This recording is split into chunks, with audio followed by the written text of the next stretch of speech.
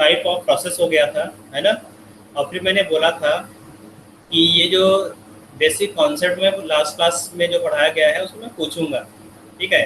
तो तुम लोग सर पढ़कर एक आए बार वो हो? मोलर लास्ट में जो आपने करवाया था मोलर वाला वो बता दो एक बार। पहले तो ये बताओ कि जो बेटा स्पीकर ऑफ करो, कान में कुछ लगा हुआ है, तो मेरा इको आ रहा है। हाँ। तो जो पढ़ाया गया था लास्ट क्लास में, है ना, पढ़कर आए हो या नहीं, क्योंकि मैं क्वेश्चन पूछूंगा आज। Yes sir. पढ़कर आए हो? ठीक है, तो देखो बेटा, जो यहाँ पर नाम मुझे दिख रहा है मैं वही प्रोनाउंस कर रहा हूँ। हो सकता है तुम्हारे पेरेंट्स या घर किसी का मेंबर का हो, ठीक है। तो जो नाम यहाँ पर दिख रहा है बस उसी नाम को तुम लोग, है ना, रिस्पॉन्ड करोगे। तो मैं पूछा बेटा, यहाँ पर नदीश सोलंकी, नादिश सोलंकी, नादिश सोलंकी कौन है? नादिश सोलंकी। हो सकता है बेटा ये घर के किसी मेंबर का नाम हो। सुनाई दे रहा है या नाम नहीं, या फिर ऐसे ही तुम लोग बैठे हुए हो? नादिश, ये कौन नादिश है? ठीक है, भव्या, भव्या, भव्या, आवाज सुनाई दे रहा है मेरा या नहीं सुनाई दे रहा है, पहले तो ये बताओ। या जानबूझ के तुम सुनना नहीं चाहते आवाज को?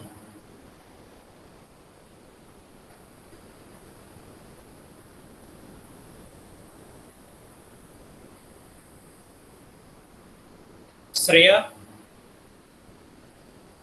श्रेया पंसल, हाँ बेटा बोलो, पढ़ कर आए हो या नहीं?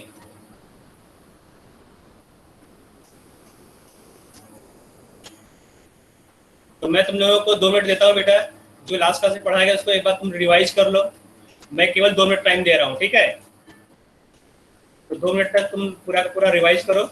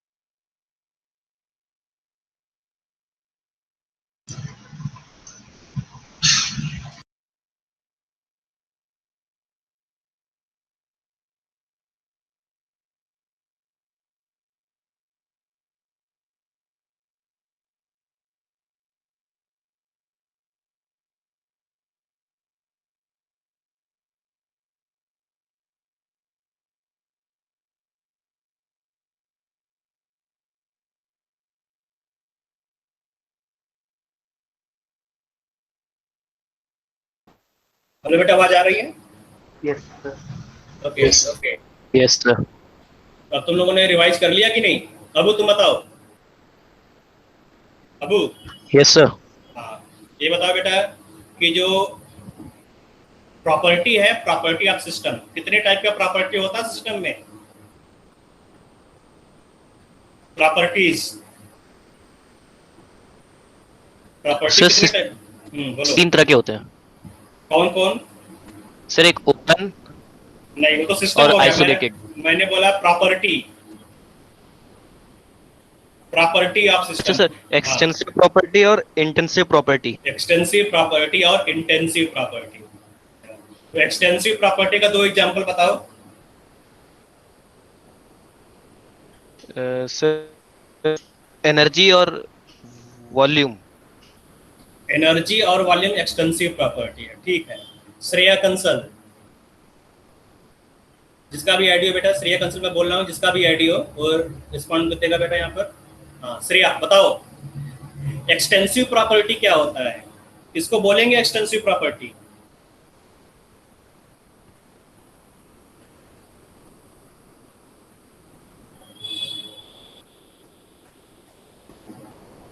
किसको बोलेंगे एक्सटेंसिव प्रॉपर्टी? क्या होता है ये? नादिस सोलंकी जगह हो बेटा। नंदिस, सॉरी बेटा, नादिस बोल रहा, नंदिस, नंदिस सोलंकी। आवाज सुनाई दे रहा है या कुछ प्रॉब्लम बेटा यहाँ पर? भव्या, आज सब लोग सोए हुए हैं। Yes, कोई, sir. हाँ, जिसका भी आईडी, मैं बेटा आईडी का नाम बोल रहा हूँ, हो सकता है तुम्हारा नाम ना हो, ठीक है? ऐसा नहीं है, मैं केवल आईडी को देख के बोल रहा हूँ, क्योंकि मेरे पास कोई रिकॉर्ड नहीं, लिस्ट नहीं है यहाँ पर, तो मैं केवल आईडी देख रहा हूँ, आईडी को देख बोल रहा हूँ। तो भव्या बताओ, जो भी तुम्हारा नाम हो, ठीक है? ये बताओ एक्सटेंसिव प्रॉपर्टी क्या होता है? Properties that depend on mass. That depends on मास। तो 2 एग्जांपल्स का बताओ एक्सटेंसिव प्रॉपर्टी का।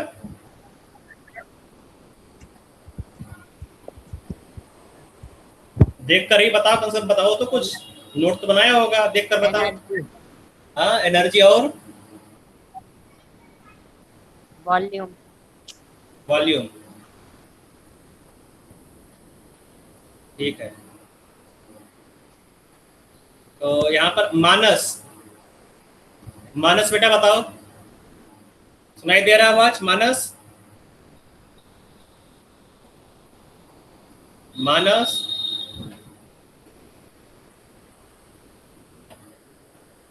नहीं सुनाई दे रहा है? मृदुल, यस सर। मृदुल, हाँ, पढ़े हो कि नहीं घर पर? यस सर, पढ़ा है। अच्छा, पढ़े हो तो बताओ इंटेंसिव प्रॉपर्टी क्या होता है, बोलो। सर, इंटेंसिव प्रॉपर्टीज वो होती हैं जो मास पे डिपेंड नहीं करती। 2-3 एग्जाम्पल बताओ इसका, 2 एग्जाम्पल बताओ। Sir, like pressure and surface tension, refractive index etcetera. अच्छा, गौतम, गौतम, Yes, sir. हाँ, ये बेटा बताओ प्रोसेस क्या होता है? 2 टाइप के प्रोसेस का नाम बता दो। Any 2 type of process? Sir, isothermal, isochoric. Isothermal process क्या होता है? सर, जिसमें टेम्परेचर कांस्टेंट रहता है पूरे प्रोसेस के समय। अच्छा, और आइसोथर्मल क्या होता है? सर, आइसोथर्मल ही बताया। आइसोथर्मल, तो और दूसरा क्या बताया था, दूसरा प्रोसेस? आइसोकोरिक। आइसोकोरिक क्या होगा? सर, जिसमें वॉल्यूम कांस्टेंट रहता है वॉल्यूम हर स्टेप कांस्टेंट में। है, ठीक है। मानस सुनाई दे रहा है? मानस, माइक तो ऑन किया लेकिन आवाज तुम्हारा नहीं आ रहा है मेरे पास। अच्छा ठीक है, सौमिल, बताना नहीं चाहते हो तुम। Saumil, yes sir. पढ़ा है कि नहीं पढ़ा है बेटा? यस सर, पढ़ा। क्या कहोगे फिर मैं पूछूंगा क्वेश्चन? Yes sir. अच्छा, तो ये बताओ कि एडियाबैटिक प्रोसेस क्या होता है? सर, इसमें कोई भी हीट ट्रांसफर नहीं होता, मतलब जो हीट, मतलब जो वो होता है, क्यू होता है, वो 0 होता है। हाँ, मतलब सिस्टम से सराउंडिंग में हीट ट्रांसफर नहीं हो, ठीक है? अगर हीट ट्रांसफर नहीं हो रहा तो एडियाबैटिक प्रोसेस बोलोगे। तेवेस, सुनाई दे रहा बेटा आवाज देवेश? Yes sir. हाँ बेटा आवाज सुनाई दे रहा है तो ठीक है, तुम्हारा स्पीकर आ गया। बताओ बेटा कि ओपन सिस्टम क्या होता है? सर ओपन सिस्टम में एनर्जी और मैटर दोनों सर वो सिस्टम से मतलब सिस्टम और सराउंडिंग के बीच में एक्सचेंज हो सकते हैं। ठीक है, सही। सिस्टम से बाहर और सराउंडिंग से अंदर मैटर और एनर्जी में चेंज हो सकता है। दिक्ता सोरुन, जिसका भी बेटा आईडी हो, मैं आईडी का नाम बोल रहा हूँ, उसका तुम्हारे पेरेंट्स का नाम हो दिक्ता। ओके बेटा, पढ़ा है? Yes sir. क्वेश्चन पूछूं? यस अच्छा बेटा, ये बताओ कि आइसोलेटेड सिस्टम क्या होता है? सर, आइसोलेटेड सिस्टम वो होता है जिसमें मैटर और एनर्जी कोई भी एस्केप नहीं कर सकते। ठीक है, तो अगर मैटर और एनर्जी में कोई भी सिस्टम से सराउंडिंग या सराउंडिंग सिस्टम में ना आ पाए तो उसको तुम बोलोगे आइसोलेटेड सिस्टम। ठीक है, सही है आंसर। दिव्यांशी बेटा, आवाज सुनाई दे रहा है मेरा? यस ओके, तो आंसर तुम बता सकते हो? कोई मैं क्वेश्चन पूछूं? प्रॉब्लम तो नहीं है? No sir. ओके, तो ये बताओ कि एडियाबैटिक प्रोसेस मैंने पूछ लिया, ये बताओ आइसोबारिक प्रोसेस क्या होता है? Isobaric process. Sir, pressure is always constant at every step. हाँ ठीक है, सही बेटा। जतिन अग्रवाल, जिसका भी बेटा आईडी हो, आईडी में बोल रहा हूँ, जतिन अग्रवाल। ठीक है बेटा, क्वेश्चन पूछूं मैं? यस सर, पूछ लीजिए। ओके बेटा, हीट फार्मूला, दो हीट फार्मूला मैंने लिखवाया था, है ना? तो हीट फार्मूला बता दो। हाँ sir. Sir Q equal to MS delta T और Q इक्वल टू ML। ठीक है, Q is equal to MS delta T का यूज कब करेंगे? जब टेम्परेचर में चेंज आ रहा है। हाँ, और Q is equal to ML, ML में L क्या है? लेटेंट हीट ऑफ फ्यूजन या vaporisation. Latent heat of fusion या फिर लेटेंट हीट ऑफ वेपराइजेशन। ठीक है, और इस फार्मूले का यूज कब करोगे? सेकंड फार्मूले का? जब फेज चेंज हो रहा होता है। जब फेज चेंज हो रहा हो। सही है बेटा, ठीक है, तुमने पढ़ा है। बाकी लोग जो लोग आंसर नहीं दे रहे, मुझे मालूम चल गया बेटा तुम लोग आंसर क्यों नहीं दे रहे हो। ठीक है, तो तुम लोग बेटा देखो थोड़ा सा, है ना, केवल यहाँ पर ज्वाइन करने कुछ नहीं होने वाला। रजत बंसल बेटा, आवाज सुनाई दे रहा है? Yes sir. क्वेश्चन पूछूं मैं? Yes sir. अच्छा, तो ये बता बेटा, स्टेट फंक्शन क्या होता है? स्टेट फंक्शन, अगर हाँ डेफिनेशन अगर याद है तो बता दो, अगर नहीं याद है बता दो कि बाद में बताएंगे। ठीक है, याद है डेफिनेशन? No sir. ओके ठीक है, इसका एग्जांपल मालूम है? एग्जांपल ऑफ स्टेट फंक्शन, कोई भी एक दो एग्जांपल। अरे ठीक होता, ये बताओ पाथ फंक्शन क्या होता है? Path function. ठीक है, जाने दो, कोई बात नहीं, थोड़ा सा बेटा रिवाइज कर लेना। रिति ठाकुर, जिसका भी आईडी बेटा हो सकता है पेरेंट्स का आईडी हो, रिति ठाकुर। ओके, तो बेटा ये बताओ, पूछूं क्वेश्चन या नहीं पूछूं? यस सर, पूछ लीजिए। तो ये बताओ बेटा कि पाथ फंक्शन क्या होता है? Path function. जब sir, when the process depends upon the path through which the state has been attained। हाँ ठीक है, कोई एग्जांपल बता दो बेटा, दो एग्जांपल इसके हैं पाथ फंक्शन के, अगर याद हो बता दो। एग्जांपल ऑफ पाथ फंक्शन याद है बेटा? पाथ फंक्शन के एग्जांपल्स, हीट एंड वर्क, दो एग्जांपल है बेटा, याद रखो। ठीक है, heat and work are the example of path function. ठीक है, ओके, नेक्स्ट मैं पूछ रहा हूँ कृष्णा बेटा, सुनाई दे रहा है आवाज? कृष्णा जैन, जिसका भी आईडी हो बेटा, कृष्णा जैन। ओके बेटा, तुम मैसेज कर बताओगे, आवाज नहीं आ रहा है? अच्छा, तुम जस्ट ज्वाइन, ठीक है, कोई बात नहीं। तो मैं मैसेज में तुम कितना टाइप करोगे, छोड़ो, रहने दो, है ना, थोड़ा सा स्पीकर लगा लो, है ना, कैसे मालूम चलेगा कि क्या बोल रहा है। ठीक है, कोई बात नहीं, मैं दूसरे से पूछ रहा हूँ क्वेश्चन। ओके, नंदिस तो आंसर नहीं दे रहा है। राहुल अरोरा बेटा, जिसका भी आइडिया हो। हाँ राहुल बेटा, आवाज सुनाई दे रहा है मेरा? बोलो यस। राहुल तुम्हारा आवाज मुझे नहीं सुनाई दे रहा है। राहुल, राहुल जोर से बोलो।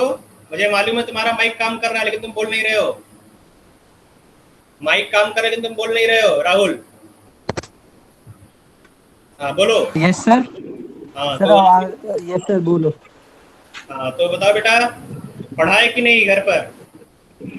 यस सर पढ़ा है। तो आंसर बता सकते हो? मैं कुछ क्वेश्चन पूछूं तो यस सर। बताओ सिस्टम क्या होता है बेटा? सिस्टम, आसान क्वेश्चन पूछ रहा हूँ। System System is a portion of matter which is universe. which is not in the rest of universe, which is separated from the rest of universe. ठीक है, थोड़ा सा और पढ़ लेना। ठीक है, थोड़ा बहुत तुम जान रहे हो लेकिन थोड़ा सा इसको और रिफाइन कर लेना। ठीक है बेटा, मैं नेक्स्ट क्वेश्चन पूछ रहा हूँ। नेक्स्ट क्वेश्चन सौमिल से मैंने पूछ लिया है, श्रेया से, श्रेया का आंसर नहीं आ रहा है। ठीक है, तो बाकी लोगों से मैं पूछ रहा हूँ। दीप्ता से पूछ लिया है। आदित्य द्विवेदी, आदित्य बेटा क्वेश्चन पूछा तुमसे या नहीं? No sir. ओके, बता सकते हो क्वेश्चन मैं पूछूं तो आंसर बता लोगे? यस सर, कोशिश। ओके, कोशिश करना, कोई बात नहीं है। अगर नहीं है कोई बात नहीं। ठीक है, स्टेट फंक्शन क्या होता है? स्टेट ऑफ द सिस्टम क्या होता है बेटा? स्टेट फंक्शन या स्टेट ऑफ द सिस्टम क्या होता है? सर जिसमें चेंज आता है वो पाथ पे डिपेंडेंट नहीं होता। मतलब वो इनिशियल और फाइनल पॉइंट पर जैसे प्रेशर, टेम्परेचर, वॉल्यूम। ठीक है, कोई बात नहीं, सही यस आंसर। सर। ठीक है, अस्मिता बेटा क्वेश्चन पूछा मैंने तुमसे। अस्मिता। No sir. ओके बेटा, आंसर दोगे? Yes sir. ओके बेटा, ये बताओ रिवर्सिबल प्रोसेस क्या होता है? याद है? ठीक है, जान दीजिए। Yes sir. Yes sir. अच्छा ठीक, बताओ। Sir, reversible process. It is a process which is carried out infinitely very small in such a manner that the system remains almost in a state of equilibrium. System Very and good, surrounding is in equilibrium. Both are in equilibrium. ठीक है बेटा। Okay, मैं next question पूछ रहा हूँ। देवेश बेटा, देवेश तुमसे question पूछा था मैंने या नहीं? देवेश। Yes sir. पूछ लिया हूँ मैं क्वेश्चन? Yes sir. ओके ठीक है, मैं दूसरा क्वेश्चन पूछ रहा हूँ। गौतम से पूछ लिया है, जितिन से मैंने पूछ लिया है, कृष्णा से भी हो गया, कुणाल का आंसर शायद नहीं आ रहा है, मानस अग्रवाल भी रिप्लाई कर रहे हैं कुल मैसेज से, मृदुल गोयल, मृदुल से भी शायद मैंने, मृदुल बेटा आंसर दिया तुमने? Yes sir. ओके, नंदिस का आंसर नहीं आ रहा है, राहुल का आंसर आया, रजत बंसल का भी आंसर आया, रिति का आंसर आया है, सोमिल, श्रेया का आंसर, श्रेया ने आंसर नहीं दिया। श्रेया बेटा अब आवाज सुनाई दे रहा है मेरा? नहीं, ठीक है ठीक है। कुणाल बिष्ट बेटा आंसर दोगे? Yes sir. ओके, क्वेश्चन मैं पूछूं? बताओ बेटा साइक्लिक प्रोसेस क्या होता है? साइक्लिक प्रोसेस वो प्रोसेस होता है जिसमें इनिशियल और फाइनल पॉइंट सेम होते हैं। ठीक है, तो अब बेटा कोशिश करना, तुम लोग पढ़ कर आओगे। जो लोग नहीं आंसर दे रहे हैं इसका मतलब वो लोग पढ़ कर नहीं आए हैं। ठीक है, बाकी लोग आंसर दे रहे हैं इसका थोड़ा बहुत लोग पढ़े हुए हैं। ठीक है, मैं नहीं बोलता 100% सबको याद हो जाएगा या आप सब कुछ क्वेश्चन तुम बता ले जाओगे। ठीक है, लेकिन कोशिश तो कर सकते हो ना, कोशिश करना चाहिए बेटा। ऐसा नहीं कि तुम अगर नहीं बता पाओगे तुम्हारा बेइज्जती हो जाएगा, तुम कहीं मुंह दिखाने लायक नहीं रहोगे, ऐसा कुछ होता नहीं है। ठीक है, नहीं बता पाओगे अगली बार पढ़ के बता देना। ठीक है, ऐसा कुछ नहीं होता बेटा, इस तरह फील मत करो तुम लोग कि मैं सब सामने आंसर नहीं दे पा रहा हूँ, मैं यहाँ पर रिप्लाई नहीं करूंगा या फिर मैं है ना म्यूट हो जाऊंगा, ऐसा कुछ नहीं करना है। ओके, तो अब हम लोग आगे देखते हैं कि आज हम लोग क्या पढ़ना है। हाँ बेटा बोलो। सर मेरे से नहीं। हाँ बेटा तुम अच्छा क्वेश्चन तो पढ़ा बेटा पूरा? सर पढ़ा है, कोशिश जारी है। अच्छा ठीक है, ये बताओ कि जो हीट एनर्जी है क्या होता है? हीट एनर्जी क्या होता है? हीट क्या होता है? हाँ, सर हीट एनर्जी में होता है sir transfer of energy from system to surrounding in a regular motion. Sir directional होता है, स्ट्रेट जाता है। नहीं, वो वर्क होता है। ठीक है, हीट में रैंडम। ओ सॉरी सर वो गलत हो गया। ठीक है, वर्क बोल दे गलत, तो वो रैंडम होता है सर। ओके बेटा ठीक है, तो बाकी लोग भी कोशिश कर रहे थे, इसने खुद से यहाँ पर इनिशिएटिव लिया है यहाँ पर, कुछ ने बोला कि सर मुझसे क्वेश्चन नहीं पूछा गया, बाकी लोग भी बोल सकते इस तरह से, मुझसे क्वेश्चन नहीं पूछा गया, बेटा एक कॉन्फिडेंस आएगा तुम्हारे अंदर, ठीक है। कब तक इस तरह से रहोगे छुप छुप कर, है ना। तो कॉन्फिडेंस से बिल्डअप करो, क्वेश्चन जो रिप्लाई करो कम से कम, है ना, बोलो ये मुझे नहीं आ रहा है, ये समझ में नहीं आ रहा है। चलो आगे देखते हैं यहाँ पर। तो हम लोगों को आज पढ़ना है हीट में हम लोग चल रहे थे, ठीक है। तो हीट फार्मूला हो गया, heat formula Q is equal to S delta T, Q is equal to ml, okay. Molar heat capacity, molar heat capacity for, okay ये बताना हम लोगों को, ठीक है। Molar heat capacity for gases Cp and Cv, ये हम लोगों को आज पढ़ना है, ठीक है। तो इससे पहले हम चलते हैं मोलर हीट कैपेसिटी क्या होता है। जो मोलर हीट कैपेसिटी है वो रीअरेंजमेंट होता है इस फॉर्मूले का, Q is equal to ms delta T का इसका रीअरेंजमेंट होता है। यहाँ पर Q is equal to NC delta T होता है, ठीक है। Where C is the molar heat capacity. अगर तुम मोलर हीट कैपेसिटी को डिफाइन करोगे, molar heat capacity is equal to Q divide by number of moles multiplied by change in temperature, range in temperature, ठीक है। अगर number of moles 1 मोल हो, delta T is equal to 1 degree Celsius या 1 kelvin हो, ठीक है, then heat required to raise the temperature of 1 mole of substance by 1 degree Celsius are known as heat capacity। ये इसका डेफिनेशन है। तो जो हीट कैपेसिटी है ना, उसको हम लोग देखेंगे। बेटा यहाँ पर हम लोगों ने जो हीट कैपेसिटी पर पढ़ा था, ठीक है, वो जनरल हीट कैपेसिटी था। वो किसी भी सब्सटेंस के लिए तुम यूज कर सकते हो, चाहे लिक्विड हो चाहे गैस हो, है ना, हर एक के लिए। अब हम बात करेंगे जो हीट कैपेसिटी है, जो हीट कैपेसिटी, अगर गैस की तुम बात करोगे हीट कैपेसिटी तो क्या होगा। देखो अगर कोई सॉलिड है ना, सॉलिड में अगर तुम हीट देते हो तो वहां पर जो चेंज इन वॉल्यूम है वो नेग्लिजिबल होगा। जो वॉल्यूम का जो चेंज होगा, है ना, जैसे तुमने यहाँ पर 1 लीटर वाटर ले लिया, ठीक है, 1 लीटर वाटर को तुम हीट कर रहे हो, बॉयल कर रहे हो वहां पर, है ना, तो वहां पर जो एक्सपेंशन ऑफ वॉल्यूम होगा, जो वॉल्यूम एक्सपेंड करेगा वाटर को, नेग्लिजिबल होगा, मतलब delta V is equal to almost 0, ठीक है। तो यहाँ पे डेल्टा V 0 होगा। अगर तुम सॉलिड की बात करोगे तो सॉलिड में भी क्या होगा, delta V is equal to 0। यहाँ पर वॉल्यूम चेंज नहीं होता है। लेकिन अगर तुम बात करोगे गैस का, है ना, कोई भी गैस ले लो, तो गैस में क्या होगा बेटा, डेल्टा V 0 नहीं होता, नेग्लिजिबल नहीं होगा, ठीक है। इसमें कुछ फाइनाइट वैल्यू आएगा और उस फाइनाइट वैल्यू तुम 0 या फिर नेग्लेक्ट नहीं कर सकते, मतलब delta V can not be 0 for gas state, है ना। तो जो गैस है, गैस के लिए हम लोग जो हीट कैपेसिटी है वो लोग फिर से डिफाइन करेंगे। फॉर गैसियस स्टेट जो हीट कैपेसिटी है that is two type, that is Cp and Cv। Generally हम लोग देखेंगे बेटा जो हीट कैपेसिटी है फॉर गैस, बेटा जो C है बेटा क्या है, हीट कैपेसिटी, है ना। गैस के लिए जो हीट कैपेसिटी वो 2 टाइप होगा, ठीक है।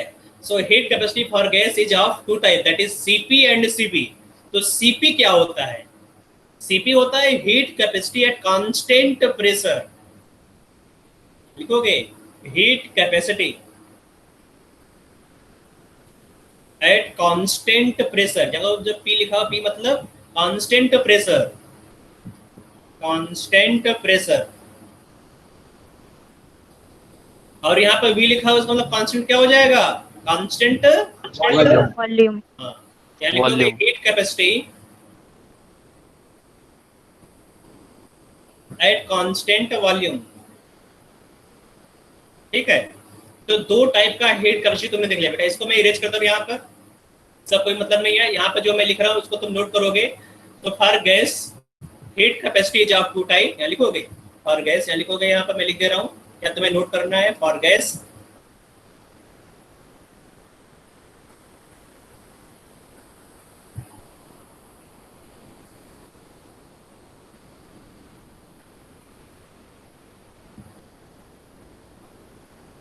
is of 2 type, that is Cp and Cv, ठीक है। तो Cp क्या होगा, Cp लिखोगे, Cp is the heat capacity at constant pressure, Cv क्या होगा, heat capacity at constant volume. तो ये केवल गैस के लिए डिफाइन है बेटा, ये सॉलिड और लिक्विड के लिए डिफाइन नहीं है। सॉलिड और लिक्विड के लिए हम लोग यहाँ पर जो C है C यूज करेंगे वहां पर, ठीक है। Cp और Cv सॉलिड और लिक्विड के लिए नहीं होता, ठीक है। ओके, इतना समझ में आ गया सबको? Yes sir. Okay, Yes, sir. आगे चलते हैं, ठीक है। आगे हम लोग देखना है Cp Cv फॉर गैसेस, ठीक है, CP CB and gamma for gases. तो सीपी सीबी और गामा क्या होता है उसके पहले हम लोग यहाँ पर देखेंगे सीपी का वैल्यू क्या होगा। ठीक है, देखो सीपी सीबी में एक रिलेशन होता है, यहाँ लिखोगे relation between CP and CB, यहाँ पर मैं लिख दे रहा हूँ, है ना, यहाँ पर स्टार बनाकर रिलेशन बिटवीन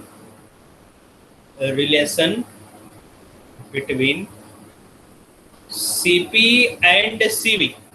ठीक है, तो इन दोनों में रिलेशन क्या है बेटा, रिलेशन है सीपी, ठीक है, CP minus CV is equal to gas constant R. तो ये रिलेशन होता है सीपी और सीबी में। तो CP minus CV is equal to R. तो गैस कांस्टेंट का वैल्यू क्या होता है बेटा, 8.31 या 0.0821 या फिर 1.8 कैलोरी पर मोल, है ना। ये होता है सीपी और सीबी का, सॉरी आर का वैल्यू। इसका मतलब जो आर है वो पॉजिटिव है। अगर आर पॉजिटिव है तो सीपी और सीबी में किसका नंबर ज्यादा होगा, कौन बिगर होगा, सीपी और सीबी है ना। इसका मतलब for gases CP is always greater than CB. ठीक है, सीपी हमेशा सीबी ज्यादा होगा।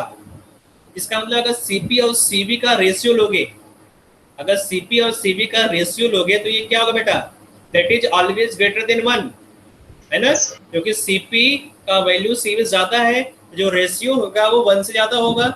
ये जो रेशियो होता है बेटा सीपी और सीबी का, सीपी डिवाइड बाय सीबी, इस रेशियो को हम लोग लिखते हैं गामा। ठीक है, तो गामा क्या है बेटा, that is the ratio of CP and CB.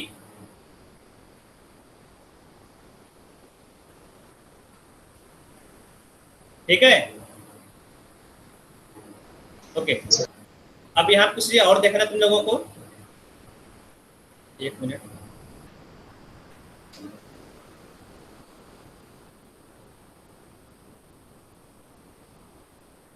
तो CP divide by CV is equal to gamma. मैं थोड़ा सा स्पेस देख रहा हूँ, यहाँ कुछ लाइंस आ गए हैं। तो सीपी डिवाइड बाय सीबी लिखा हुआ, ठीक है, CP divide by CV is equal to gamma. ठीक है, तो गामा क्या है, gamma is the ratio of heat capacity at constant pressure to the heat capacity at constant volume. इसके अलावा एक और रिलेशन बेटा, तुमने सीपी देख लिया, CP minus CV is equal to gamma. दूसरा हो गया CP divide by CV is equal to gamma. तो अब सीबी वैल्यू तुम निकालोगे कैसे, जो सीबी है, C B is equal to F R divide by 2। F R divide by 2 ये होता है C B, where R is equal to gas constant. ठीक है, जहां पर भी कैपिटल आर हो क्या होगा, गैस कांस्टेंट है, कंफ्यूज नहीं होना, आर मतलब गैस कांस्टेंट। ठीक है, 2 तो यहाँ पर कांस्टेंट है, यहाँ नंबर है 2। एफ यहाँ पर होता है बेटा degree of freedom, degree of freedom. ठीक है, तो एफ क्या होगा बेटा, डिग्री ऑफ फ्रीडम हो गया। तो ये डिग्री ऑफ फ्रीडम क्या होता है बेटा, है ना, जो डिग्री ऑफ फ्रीडम है या फिर डिग्री ऑफ जो फ्रीडम है, डिग्री ऑफ फ्रीडम,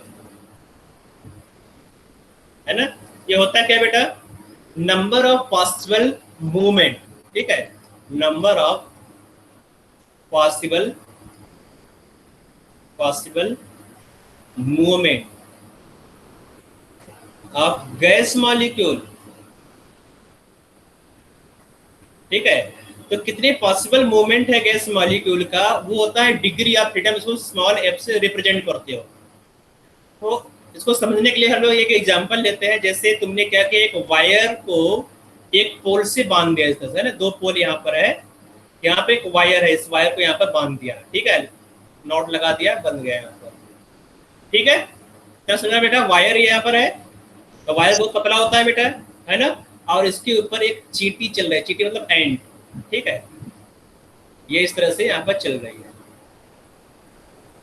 ठीक है, तो अब जो चीटी है, ये जो एंड दिख रहा है, या तो वो माइनस एक्स डायरेक्शन में जाएगा इस साइड में, या फिर ये प्लस एक्स डायरेक्शन में जाएगा इस तरह से, है ना। मतलब यहाँ पर केवल एक ही डायरेक्शन है मूवमेंट करने का, जो ट्रांसलेटरी मोशन है, केवल एक ही डायरेक्शन में मूव कर सकता है। ठीक है, या तो इस डायरेक्शन जाएगा, आगे जाएगा तो पीछे जाएगी। इसका मतलब इसका जो डिग्री ऑफ फ्रीडम है, यहाँ पर डिग्री ऑफ फ्रीडम क्या होगा, डिग्री ऑफ फ्रीडम यहाँ पर होगा 1, ठीक है, केवल एक ही मूवमेंट यहाँ पर पॉसिबल है, ठीक है, केवल एक ही सिंगल डायरेक्शन में मूवमेंट पॉसिबल है, एक्स डायरेक्शन में यहाँ पर मूवमेंट पॉसिबल है, तो डिग्री ऑफ फ्रीडम क्या होगा, 1 होगा, है ना।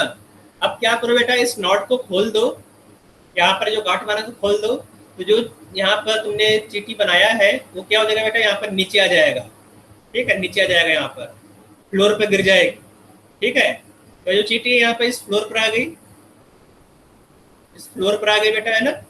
तो अब यहाँ पर क्या होगा कि अब ये तो यहाँ पर 2 डायरेक्शन पॉसिबल है, तो ये एक्स या तो वाई, है ना। तो अब इस फ्लोर पर एक्स और वाई 2 डायरेक्शन में ये मूवमेंट कर सकता है पूरे फ्लोर पर, है? ये 2 डायमेंशनल फ्लोर है, तो यहाँ पर जो एंड है वो दोनों डायरेक्शन में मूव करेगा, ठीक है। तो यहाँ पर डिग्री ऑफ फ्रीडम क्या होगा, डिग्री ऑफ फ्रीडम, तो कितने डायरेक्शन में बेटा मूवमेंट पॉसिबल है, 2 डायरेक्शन एक्स और वाई, तो डिग्री ऑफ फ्रीडम क्या होगा, 2। तो यहाँ पर डिग्री ऑफ फ्रीडम 2 हो गया, ठीक है।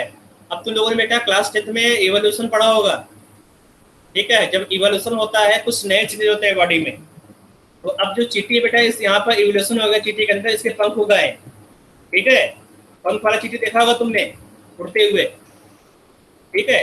तो अब इसके पंख उड़े हैं बेटा, तो अब क्या हुआ, ये ऊपर उड़ेगा भी, है ना, अब ये उड़ भी रहा है और एक्स वाई डायरेक्शन में मूव भी करेगा, तो कितने बेटा पॉसिबल डायरेक्शन होगा बेटा यहाँ पर, एक्स वाई जेड, तो यहाँ पर तो 3 डायरेक्शन हो गया एक्स वाई जेड, तो डिग्री ऑफ फ्रीडम यहाँ कितना होगा बेटा, degree of freedom 3, degree of freedom यहाँ पर जाएगा 3। तो यहाँ पर जो डिग्री ऑफ फ्रीडम है वो ट्रांसलेटरी डिग्री ऑफ फ्रीडम है, मतलब एक्स वाई और जेड तीनों डायरेक्शन में ये मूवमेंट कर रहा है, ट्रांसलेटरी मोशन कर रहा है, ठीक है। तो ये 3 डायरेक्शन हो गया मूवमेंट का, तो 3 डिग्री ऑफ फ्रीडम हो गया। तो जो गैस मॉलिक्यूल बेटा, गैस मॉलिक्यूल क्या होता है, गैस मॉलिक्यूल मूव करेगा तीनों डायरेक्शन में एक्स वाई जेड, तो जितने भी गैस मॉलिक्यूल है उसके पास कितनी ट्रांसलेटरी डिग्री ऑफ फ्रीडम होगा, 3। कोई भी गैस ले लो, हर एक गैस के लिए 3 डिग्री ऑफ फ्रीडम होगा, 3 ट्रांसलेटरी डिग्री ऑफ फ्रीडम। तो ये तो तुम्हारा हो गया ट्रांसलेटरी डिग्री ऑफ फ्रीडम। इसके अलावा कुछ और डिग्री ऑफ फ्रीडम होता है, जैसे तुमने क्या किया, एक तुमने डाई एटॉमिक मॉलिक्यूल ले लिया, हाइड्रोजन H2। H2 क्या है बेटा, H2 है diatomic molecule, diatomic molecule, ठीक है। तो ये डाई एटॉमिक मॉलिक्यूल, इसको क्यों मैं बोल रहा हूँ बेटा, क्यों मैंने बोला यहाँ पर डाई एटॉमिक मॉलिक्यूल है H2, क्योंकि इस H2 मॉलिक्यूल में हाइड्रोजन के 2 एटम है, देखो HH, है ना, इसलिए ये डाई एटॉमिक मॉलिक्यूल हो गया। तो अगर इसको बनाओगे इस तरह से, तो ये होगा H यहाँ पर, H यहाँ पर है, तो यहाँ पर जो पूरा होल H2 मॉलिक्यूल है इसके पास 3 ट्रांसलेटरी डिग्री ऑफ फ्रीडम हुआ, 3T मतलब 3 ट्रांसलेटरी डिग्री ऑफ फ्रीडम। इसके अलावा जो H2 मॉलिक्यूल है ये क्या करेगा, रोटेशन करेगा, ठीक है, रोटेशनल डिग्री ऑफ फ्रीडम भी होगा यहाँ पे अगर रोटेट कर रहा तो यहाँ पर जो गैस मॉलिक्यूल है इसके 2 रोटेशनल डिग्री ऑफ फ्रीडम होगा। एक तो यहाँ पर हो गया, ये तुम्हारा जेड डायरेक्शन मान लो है, ये एक्स डायरेक्शन है और इसके परपेंडिकुलर होगा वाई डायरेक्शन। तो अब तुम इसको कैसे रोटेट कर सकते हो बेटा, या तो जेड डायरेक्शन के अलॉन्ग रोटेट कर सकते हो या फिर वाई डायरेक्शन के अलॉन्ग रोटेट करोगे। अगर तुम एक्स एक्सिस के अलॉन्ग रोटेट करोगे ये स्पिन हो जाएगा, रोटेट नहीं होगा, है ना, समझ में आया बेटा। देखो तुमने, तुम्हारे पास पेन होगा, ये पेन है, इसको तुम 2 तरह से रोटेट कर सकते हो, इस तरह से, एक इसके परपेंडिकुलर इस तरह से रोटेट कर सकते हो। अगर इस डायरेक्शन तुम रोटेट करोगे यहाँ पर तो ये रोटेट नहीं होगा, ये स्पिन होगा, ठीक है। तो कितने रोटेशनल डिग्री ऑफ फ्रीडम हो गया बेटा H2 मॉलिक्यूल का, 5। 2 rotational degree of freedom, total degree of freedom 5, 3 + 2 5 हो जाएगा, ठीक है। तो रोटेशनल डिग्री ऑफ फ्रीडम केवल 2 होगा, ठीक बेटा। तो जितने भी लीनियर मॉलिक्यूल है, लीनियर मतलब एक लाइन में जितने भी एटम है सब एक लाइन में हो, जितने भी लीनियर मॉलिक्यूल है उसका रोटेशनल डिग्री ऑफ फ्रीडम क्या होगा, रोटेशनल 2 होगा। अगर यही मॉलिक्यूल नॉन लीनियर हो, इस तरह से हो, नॉन लीनियर, है ना, तो यहाँ पर कितने रोटेशनल डिग्री ऑफ फ्रीडम हो जाएगा बेटा,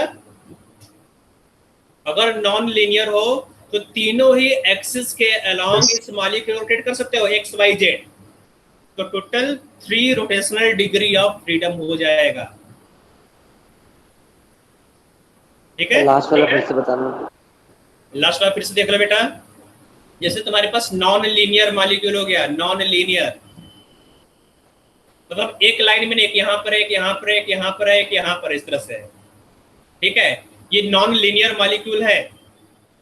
तो अब इसको तुम हर एक डायरेक्शन तुम रोटेट कर सकते हो, चाहे वो एक्स डायरेक्शन हो, चाहे वाई डायरेक्शन हो, चाहे जेड डायरेक्शन हो। हर एक डायरेक्शन से तुम इस मॉलिक्यूल को रोटेट कर सकते हो कि नहीं।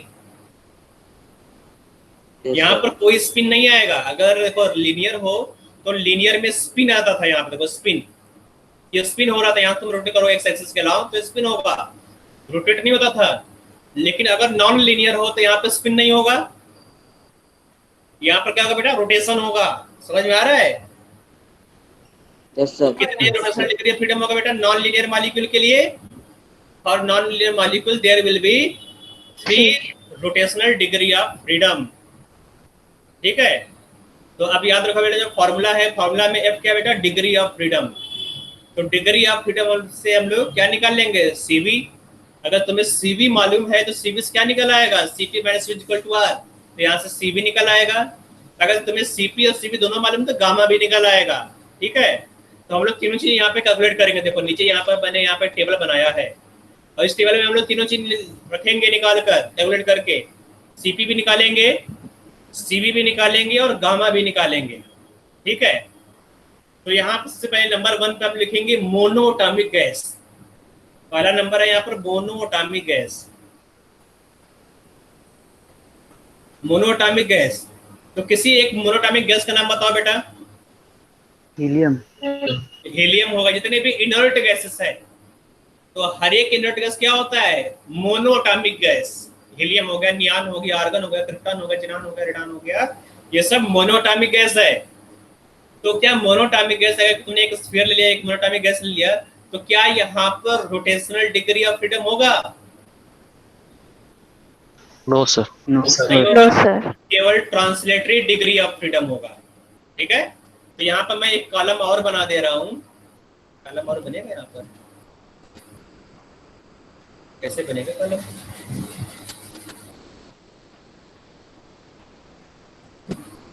एक मिनट, मैं देखता हूँ कॉलम में यहाँ पे बढ़ सकता है या नहीं।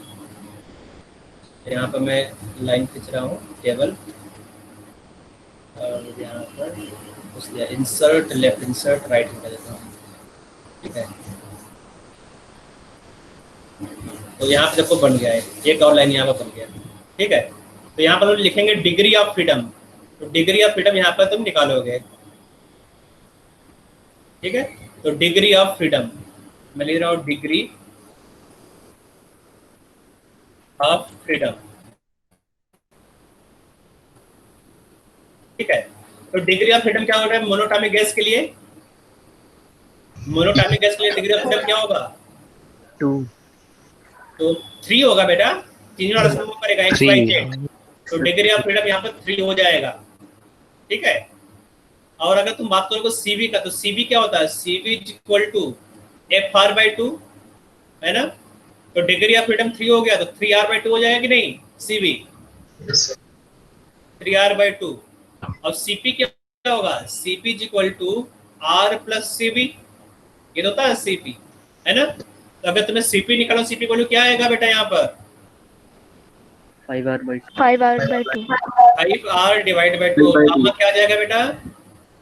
गामा का वैल्यू 5/3, 5/3। ठीक है। अब यहाँ पर आते हैं डायटोमिक गैस के लिए। तो जो डायटोमिक गैस है, डायटोमिक गैस, तो कोई भी डायटोमिक गैस ले लो, है ना। तो डायटोमिक गैस के लिए कितने डिग्री ऑफ फ्रीडम होगा बेटा? 5। 5 होगा, कितने होगा? 5 होगा, ठीक है। सर एक वाइब्रेशन भी तो होगा। वाइब्रेशनल डिग्री ऑफ फ्रीडम लोग यहाँ पर काउंट नहीं करेंगे, क्योंकि लोअर टेम्परेचर पर वाइब्रेशनल डिग्री ऑफ फ्रीडम को नेग्लेक्ट मान लेते हैं, ठीक है। At room temperature, lower temperature, at room temperature और lower temperature vibrational degree of freedom equal to 0, ठीक है। तो वाइब्रेशनल डिग्री ऑफ फ्रीडम है, vibrational degree of freedom is equal to 0। इसको नोट कर लो। अगर तुम टेम्परेचर को बढ़ाओगे तभी वाइब्रेशनल डिग्री ऑफ फ्रीडम आएगा। हम लोग यहाँ पर रूम टेम्परेचर पर निकाल रहे हैं, ठीक है। तो तो रूम टेम्परेचर पर वाइब्रेशनल डिग्री ऑफ फ्रीडम नहीं देखोगे, यहाँ पर तुम देखोगे केवल ट्रांसलेटेड डिग्री ऑफ फ्रीडम और rotational degree of freedom. CB का वैल्यू क्या होगा? हाँ बेटा बोलो। सो वाइब्रेशन मतलब तुमने क्या किया, H2 मॉलिक्यूल तुमने ऊपर बनाया था, H2 मॉलिक्यूल है ना, H2 मॉलिक्यूल में एक हाइड्रोजन यहाँ पर है, दूसरा हाइड्रोजन यहाँ पर है ना। तो अब क्या होगा कि अब ये जो H2 मॉलिक्यूल है इसको स्प्रिंग की तरह ज्यूम करो, ठीक है, इसको पास में लाकर छोड़ दो तो क्या होगा, इस तरह से वाइब्रेट होगा कि नहीं, टू एंड फ्रो मोशन करेगा H2 मॉलिक्यूल। Yes sir. पास आके फिर दूर चला जाएगा, इसको बोलते हैं वाइब्रेशनल, ठीक है। और लोअर टेम्परेचर पर हम लोग वाइब्रेशन को नेग्लेक्ट कर देते हैं, जब टेम्परेचर को बढ़ाओगे तभी लोग वाइब्रेशन को अज्यूम करेंगे। तो ये जो वाइब्रेशनल डिग्री ऑफ फ्रीडम लोग फिजिक्स में पढ़ना है, तो फिजिक्स में जब बताया जाएगा तुम लोग पढ़ लेना, ठीक है। अब इस साल तुमको फिजिक्स में नहीं बताया जाएगा, शायद नेक्स्ट ईयर थर्मोडायनामिक्स या लास्ट फेज में है तो वहाँ बता दिया जाएगा, ठीक है। तो कोई दिक्कत नहीं, वहाँ बताया जाएगा डिटेल में वाइब्रेशन को इंक्लूड करके। तो सीवी बताते हैं बेटा, सीवी क्या होगा, सीवी होगा यहाँ पर 5r/2। सीपी क्या होगा यहाँ पर 7r/2। आते हैं triatomic linear molecule. Triatomic linear molecule, अगर ट्राइएटॉमिक लीनियर मॉलिक्यूल है तो कितने डिग्री ऑफ फ्रीडम होगा? 5 होगा, 5 होगा बेटा, ट्राइएटॉमिक लीनियर है। डायटोमिक का CV 5r/2 के साथ क्या बेटा, CV FR/2 में रख दो, F तुमने लिखा दिया 5, तो 5 को यहाँ रखोगे 5r/2 हो जाएगा बेटा, है ना। F कर तुमने रख दिया यहाँ पर CV = FR/2, देखो ये वाला फॉर्मूला दिख रहा है फॉर्मूला। Yes sir. यहाँ पर CV वैल्यू, यहाँ पर F का वैल्यू 5 रखो, ठीक है, आ जाएगा आंसर, ठीक है। तो आगे हम लोग देखेंगे, आगे हम लोगों को निकालना है सीबी। सीबी क्या लिखूं बेटा यहाँ पर बताओ तो, सीबी क्या लिखूं? 5r/2। जो ऊपर लिखा हुआ है कॉपी कर दो मैं नीचे, है ना। तो 5r/2 जगह 7r/2 और जगह 7/3। तो degree of freedom diatomic gas के लिए या फिर किसी भी लीनियर मॉलिक्यूल के लिए, है ना, डिग्री ऑफ फ्रीडम सेम होगा। अगर नॉन लीनियर मॉलिक्यूल हो, triatomic non linear molecule, triatomic non linear, So 7/5। कहाँ पे ये, हाँ ठीक है, 7/5 होगा, ये भी 7/5 होगा, ठीक है, सही हो गया। इसको बताओ बेटा, यहाँ पर जाएगा 3r, ये हो जाएगा 4r, हो जाएगा 4/3, ठीक है। तो इसी तरह से हम लोग किसी भी गैस के लिए, कोई भी गैस अगर एग्जाम में दे दे तो उसका तुम सीपी, सीवी और गामा तीनों निकाल सकते हो, ठीक है। अब इस सीपी, सीवी, गामा का यूज कैसे करोगे, कहाँ पर करोगे, सीपी का यूज कहाँ पर होगा, सीपी का यूज कहाँ पर होगा, गामा का यूज क्या होगा, कैसे होगा, हम लोग आगे पढ़ेंगे सीपी, सीवी, गामा का यूज। फिलहाल हम लोग इसको नोट कर लेंगे या नोट करके रख लेंगे, ठीक है। तो तुम्हें कुछ याद नहीं करना है, तुम्हें फार्मूला याद रखना है। यहाँ पर सीवी का फार्मूला क्या है तुम्हें मालूम है, जो सीवी है CV = FR/2। तो अगर तुम्हें डिग्री ऑफ फ्रीडम मालूम है तो यहाँ पर CV निकल आएगा किसी भी गैस के लिए, ठीक है। तो गैस के लिए बताया कि मोनोटॉमिक गैस है कि डायटोमिक गैस है, क्वेश्चन में दिया रहेगा। अगर तुम्हें CP पूछ रहा है तुमसे, CP तुम्हें मालूम है, CP = R+CV, इसका भी तुम यूज कर लोगे। अगर गामा पूछ दिया तो गामा = CP/CV, ये भी तुम्हें मालूम है। तो इन तीनों फॉर्मूला के यूज करके तुम कोई भी निकाल, CP भी निकाल सकते हो, CP भी निकाल सकते हो और गामा भी निकाल सकते हो, ठीक है। तो यहाँ पर किसी कोई डाउट है तो पूछ सकते हो, नहीं तो मैं आगे बढ़ रहा हूँ। आगे हम लोग पढ़ना है वर्क। सर हाँ बेटा बोलो। पर ट्राइएटॉमिक नॉन लीनियर तो CV 7/2r आता है, जैसे अमोनिया तुम्हें लिया ना, तो वहाँ पर क्या तुमने लिया, CV तुम्हें निकालना है ना, CV। तो CV तुम्हें निकालने के लिए क्या करोगे, CV = FR/2, है ना। तो यहाँ पर डिग्री ऑफ फ्रीडम निकालोगे, कोई भी गैस हो यहाँ पर, ठीक है। तुमने अमोनिया ले लिया, अमोनिया दूसरा पिरामिडल होता है, कोई भी गैस ले लो, है ना। तो अगर ट्राइएटॉमिक नॉन लीनियर है तो यहाँ पे कितने डिग्री ऑफ फ्रीडम होगा बेटा, तुम इसको ट्रांसलेटरी डिग्री ऑफ फ्रीडम होगा कि नहीं बेटा? ट्रांसलेटरी डिग्री ऑफ फ्रीडम 3 होगा, ये तो मानते हो। अमोनिया गैस उड़ेगा आकाश में, है ना, एयर में, स्पेस में, तो ट्रांसलेटरी डिग्री ऑफ फ्रीडम 3 होगा। अब जो अमोनिया गैस है यहाँ पर तीनों एक्सिस के अलोंग इसको रोटेट करते जाओ। यहाँ पर ये एक्स एक्सिस हो गया, तो एक्स एक्सिस के अलोंग रोटेट कर सकते हो कि नहीं? स्पिन नहीं होगा यहाँ, देखो ये रोटेट होगा। दूसरा हो गया वाई एक्सिस, वाई एक्सिस के अलोंग इसको रोटेट कर सकते हो। तीसरा हो गया जेड एक्सिस, जेड एक्सिस के अलोंग इसको रोटेट कर सकते हो। तो यहाँ पर 3 रोटेशनल डिग्री ऑफ फ्रीडम हो जाएगा। तो 3 ट्रांसलेटरी हो गया, 3 रोटेशनल हो गया, तो 3 + 3 कितना हो जाएगा बेटा? 6। टोटल 6 डिग्री ऑफ फ्रीडम है। बाकी सब तो क्लियर है सर। वाइब्रेशनल ए भी कंसीडर नहीं करेंगे? बिल्कुल नहीं करोगे जब तक बोला ना जाएगा हायर टेम्परेचर। ओके सर, ठीक है। और हायर टेम्परेचर एफ वैल्यू बता दो कैसे। क्या बेटा? सर ट्राइएटॉमिक लीनियर की एफ वैल्यू कैसे निकाली? याद रख लो बेटा, जितने भी लीनियर मॉलिक्यूल है, लीनियर मॉलिक्यूल, चाहे डायटॉमिक हो चाहे ट्राइएटॉमिक, लीनियर मॉलिक्यूल के लिए लीनियर, ठीक है, लीनियर और डायटॉमिक हो चाहे ट्राइएटॉमिक हो टेट्राटॉमिक, अगर लीनियर मॉलिक्यूल है तो डिग्री ऑफ फ्रीडम कितना होगा यहाँ पर? याद रखो, अगर लीनियर है तो 5 होगा, और अगर ये नॉन लीनियर हो, नॉन लीनियर इस तरह से कोई भी रैंडम सा तुमने से बना लिया नॉन लीनियर, ठीक है, नॉन लीनियर, तो डिग्री ऑफ फ्रीडम यहाँ पे कितना होगा? यहाँ पर डिग्री ऑफ फ्रीडम होगा 6। याद कर लो इसको, लिख लो उसको, ठीक है। कैसे होगा तो मैंने यहाँ पर 2-3 बार समझाया है यहाँ पर, ठीक है। एक बार यहाँ समझाया, 2 बार मैंने ऊपर समझाया, यहाँ पर समझाया था, ठीक है, 2 बार मैंने यहाँ पर समझाया था, यहाँ पर लीनियर के लिए बगल में बनाया था। चलो आगे चलते हैं, यहाँ पर बहुत हो गया, आगे चलते हैं। यहाँ पर वर्क पूछेगा नहीं बेटा, यहाँ पर तुम्हें याद रख लेना degree of freedom, linear molecule के लिए 5, नॉन लीनियर मॉलिक्यूल के लिए 6। वर्क पर आ जाओ, ठीक है। वर्क क्या होता है मैंने बताया था लास्ट क्लास में, वर्क को डिफाइन किया था। अगर एक्सटर्नल मॉलिक्यूल ऑर्डर्ड मोशन करेगा, transfer of energy by which external molecule does ordered motion, that type of transfer of energy is known as work energy, ठीक है। उस एनर्जी को वर्क एनर्जी बोलेंगे। मैं मालूम है जो वर्क होता है, वर्क इज इक्वल टू, है ना, तूने फॉर्मूला पढ़ा होगा, work is equal to F × D, ठीक है। टी क्या होता है? डिस्प्लेसमेंट होता है। अगर हम लोग यहाँ पर x डिस्प्लेसमेंट ले रहे हैं, यहाँ पर क्या होगा? dx हो जाएगा, F × dx। तुमने यहाँ पर स्मॉल डिस्प्लेसमेंट दिया तो यहाँ पर dx हो जाएगा। और अगर तुम प्रेशर की टर्म्स लिखना चाहते हो, अगर तुम प्रेशर को इंक्लूड करना चाहोगे तो क्या होगा बेटा? फोर्स का होता है बेटा, फोर्स होगा, है ना, pressure is equal to force per unit area, force per unit area, ठीक है। तुमने यहाँ प्रेशर लगा दिया, ठीक है, फोर्स पर यूनिट एरिया, तुमने यहाँ पर फोर्स पर यूनिट बेटा एरिया से डिवाइड कर दिया, एरिया से मल्टीप्लाई कर दो, ठीक है। तो ऊपर वाला कोना नीचे वाला कोना दोनों सेम, एरिया से कट जाएगा, ये तो होगा ऊपर वाला, है ना। तो अब फोर्स पर यूनिट एरिया तुम्हारा हो गया प्रेशर, प्रेशर हो गया, एरिया हो गया, area multiplied bye dx, area of cross section multiplied by height, dx यहाँ पर हाइट हो गया, तो क्या होता है बेटा? यहाँ पर ये वॉल्यूम हो जाएगा, area multiplied by displacement is equal to volume.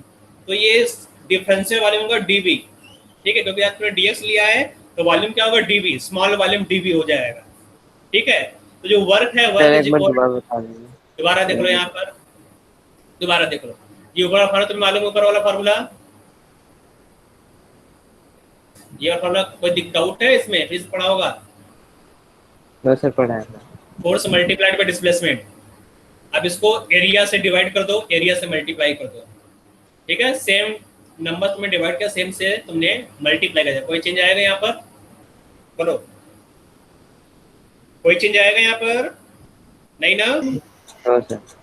Okay, force per unit area क्या होता है बेटा? फोर्स पर यूनिट एरिया क्या होता है? टेम्परेचर नहीं, प्रेशर बेटा, प्रेशर, प्रेशर ही कहना। हाँ, और ये एरिया मल्टीप्लाइड बाय डिस्प्लेसमेंट क्या होगा? एरिया मल्टीप्लाइड बाय हाइट क्या होता है बेटा? Area of bottom multiplied by height क्या होता है? अगर तुम्हें किसी सिलेंडर का, मान लो ये सिलेंडर यहाँ पर है, इस सिलेंडर का जो क्रॉस सेक्शनल एरिया ए है और जो हाइट है, ये हाइट तुमने लिख दिया dx, ये हाइट dx है, तो area of cross section multiplied by height dx क्या होगा? ये वॉल्यूम ही तो होगा, वॉल्यूम, है ना। Area cross section multiplied by height is equal to volume. लेकिन यहाँ तुमने डिफरेंशियल हाइट लिया है तो यहाँ पर जो वॉल्यूम होगा वो भी डिफरेंशियल वॉल्यूम होगा dV। ठीक है, तो ये फॉर्मूला समझ आ रहा है बेटा? प्रेशर के टर्म्स में फॉर्मूला कैसे आया? ये तो ये डेरिवेशन पूछेगा नहीं, ये डेरिवेशन ने तो एडवांस पूछेगा ना, तो मेंस पूछेगा ना, तो एनसीईआरटी में पूछेगा। ठीक है, तो वर्क इज इक्वल टू क्या होगा? Work is equal to pressure multiply by differential volume. तो हम लोग केमिस्ट्री में जो वर्क निकालते हैं, ठीक है, वो वर्क निकालेंगे बेटा। वर्क देखो, जो वर्क होता है किसी के अगेंस्ट होता है। अगर तुमने 100 kg कुछ सब्सटेंस लेकर लिफ्ट के ऊपर आ रहे हो, ऊपर नीचे जा रहे हो, ठीक है, तो अगर तुमने ऊपर नीचे आ रहे हो तो बेटा, तो यहाँ पर जो वर्क होगा वो 0 होगा, है ना? तुमने पढ़ा होगा फिजिक्स में। किसी के अगेंस्ट हम लोग वर्क करते हैं, तो यहाँ पर जो वर्क होता है वो एक्सटर्नल प्रेशर के अगेंस्ट करते हैं। ठीक है, so work against external pressure यहाँ पर होगा। वर्क केमिस्ट्री में वर्क क्या होगा बेटा? Work against external pressure, external pressure. तो work against external pressure W। तो यहाँ पर जो W तुमने लिखा है इसको DW कर लो, है ना? क्योंकि यहाँ पर डिफरेंशियल वर्क तुमने किया, क्योंकि यहाँ पर DV लिया है, तो DW is equal to minus P external. तो यहाँ पर जो प्रेशर होगा वो क्या होगा बेटा? एक्सटर्नल प्रेशर, जो बाहर प्रेशर अप्लाई करे वो, minus P external multiplied by DV।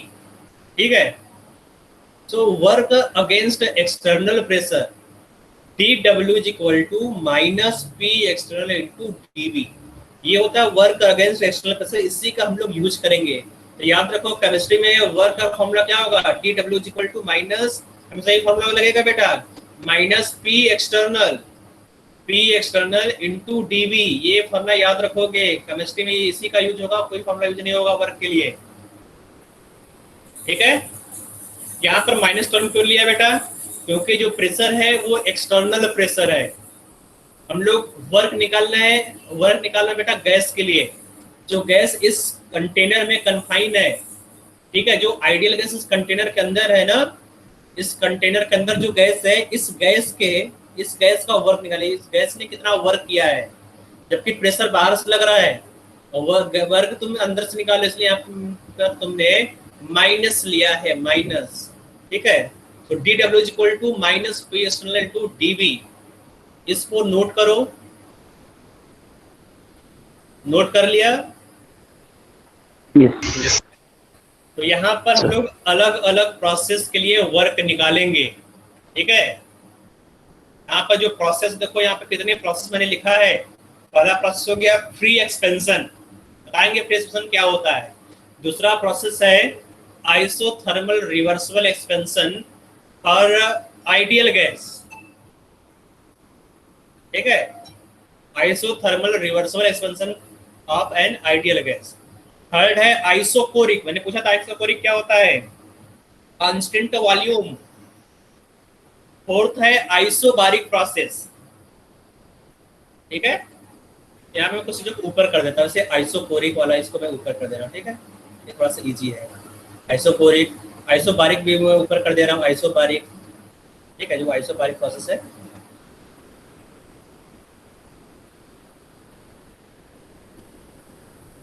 इसको मैं ऊपर कर दे रहा हूँ, ये आ गया आइसोबारिक यहाँ पर। ठीक है, आइसोथर्मल एडियाबैटिक प्रोसेस, इसको भी देखेंगे पीवी डायग्राम को बाद में। ठीक है, अब सही हो गया यहाँ पर सीक्वेंस।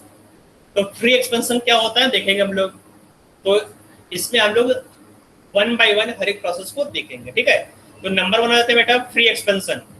तो फ्री एक्सपेंशन क्या होता है, यहाँ पर लिखा हुआ है फ्री एक्सपेंशन। ठीक है, in a free expansion gas is allowed to expand into a vacuum. ठीक है, अगर वैक्यूम के अगेंस्ट कोई तुम वर्क कर रहे हो उसको तुम फ्री एक्सपेंशन बोलोगे। इसका मतलब क्या हुआ, तुमने यहाँ पर कंटेनर बनाया ऊपर वाला, देखो यहाँ पे है, इस तरह से कंटेनर है ना, ऊपर जो एक्सटर्नल प्रेशर है, यहाँ पर वैक्यूम है। अगर वैक्यूम है तो वैक्यूम का प्रेशर कितना होता है बेटा? वैक्यूम में प्रेशर कितना होता है बेटा? कोई बोलेगा? 0 होगा बेटा ना, वैक्यूम में कोई गैस है ही नहीं, कोई प्रेशर नहीं होगा। तो for vacuum pressure is equal to 0। तो जो P एक्सटर्नल है, P external is equal to 0, है ना। तो यहाँ लिखा हुआ है in a free expansion gas is allowed to expand into a vacuum, this happens quickly, so there is no heat transfer, no work is done because the gas does not displace anything. According to the first law, this means that, यहाँ first law को भूल जाओ, first law क्या हुआ है, ठीक है। It means, हम लिखोगे it means W is equal to 0। तो यहाँ वालों फिर से समझ लेते हैं, यहाँ पर तुमने एक पिस्टन बनाया है, इस तरह से पिस्टन है यहाँ पर, ठीक है, और ये फिक्सलेस पिस्टन हो गया, इसके अंदर हमने गैस रख दिया, और जो एक्सटर्नल प्रेशर है P एक्सटर्नल, यहाँ पर क्या होगा बेटा, P external equal to 0। Vacuum मतलब क्या हुआ, वैक्यूम मतलब एक्सटर्नल प्रेशर 0 हो गया, ठीक है।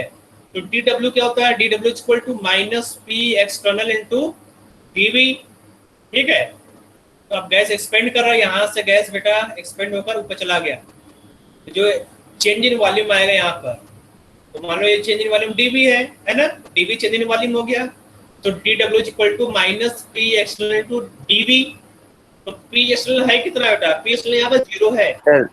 सर एक बार डायग्राम पूरा बता दीजिए, वो वॉइस कट हो गई थी। लो फिर से डायग्राम देख लो, तुम मजे ले रहे हो तुम लोग, है ना, देखो। नहीं सर, एक्चुअली में वॉइस कट गई थी।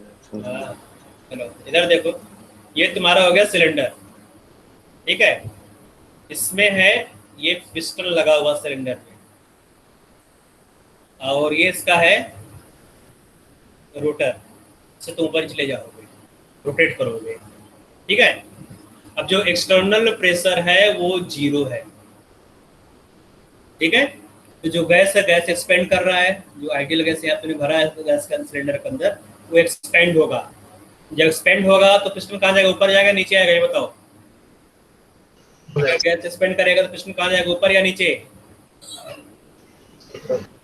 ऊपर जाएगा, ठीक है। तो पिस्टन यहाँ पर आ गया, तो पिस्टन यहाँ पर आ जाएगा, कितना वॉल्यूम बढ़ा बेटा है यहाँ पर, dV।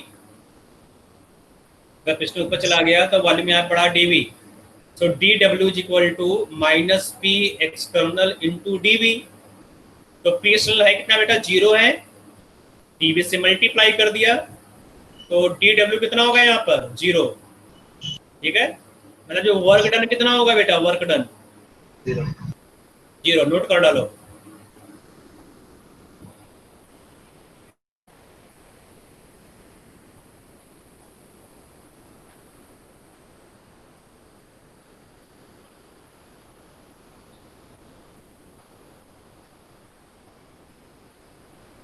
नोट कर लिया।